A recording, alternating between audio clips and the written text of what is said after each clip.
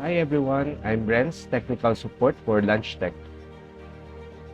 For today's video, share ko po sa inyo kung paano ang procedure kung paano mag-clone ng Ford DPS 6TCM using Launch X431 EmoPad. First, prepare muna tayo ng ating mga gagamitin. Una ay yung ating Launch X431 EmoPad, SmartLink C, at kailangan din natin ng kanyang A to B type cable, and then yung ating Launch X431 mainframe, then yung ating bench mode cable with matching adapters. Kailangan din natin yung main cable.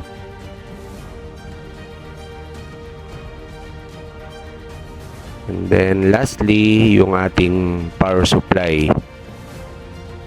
Okay, let's proceed. Click na natin yung ating X431 apps. And then hit Emo. Then click OK. Then we'll just wait to connect sa ating DCI.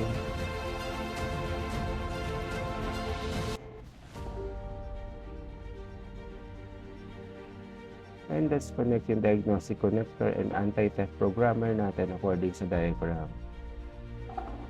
The next step is click yung view wiring diagram. And then choose transmission adapter cable not used. And then let's check the wiring diagram.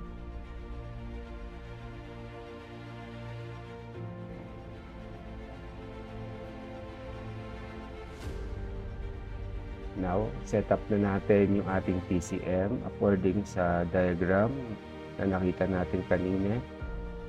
And then, please be careful na hindi magkamali, especially sa pag-connect ng ating pins. Maaaring masira ang ating TCM once na tayo ay nagkamali.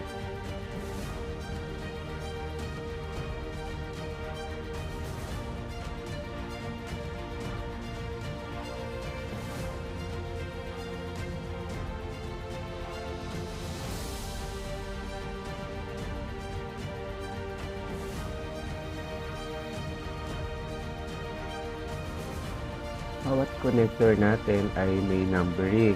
So, we have to make sure na tama ang connection niyan dun sa ating pins papunta ng PCM.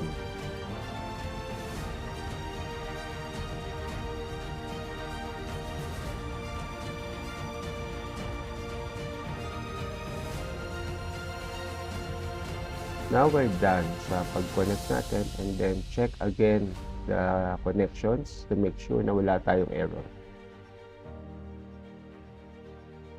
Click connect, and then ayan. Yan ay kumo-connect na sa ating TCM.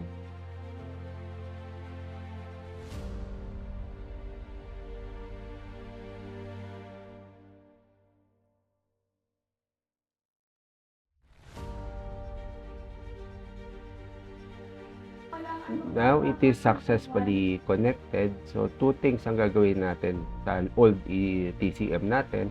So, first, we're going to back up yung ating flash data.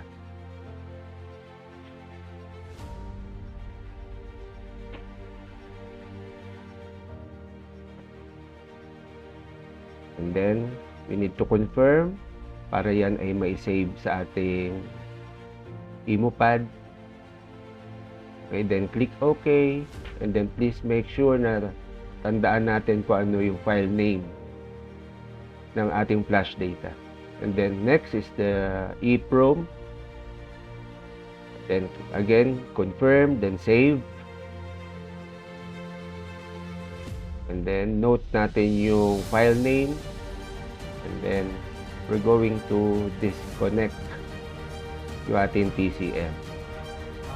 Now, for the final step, ang gagawin natin ay we're going to connect na yung ating new TCM based na sa diagram na katulad ng ginawa natin. And then, after that, we're going to connect to the TCM.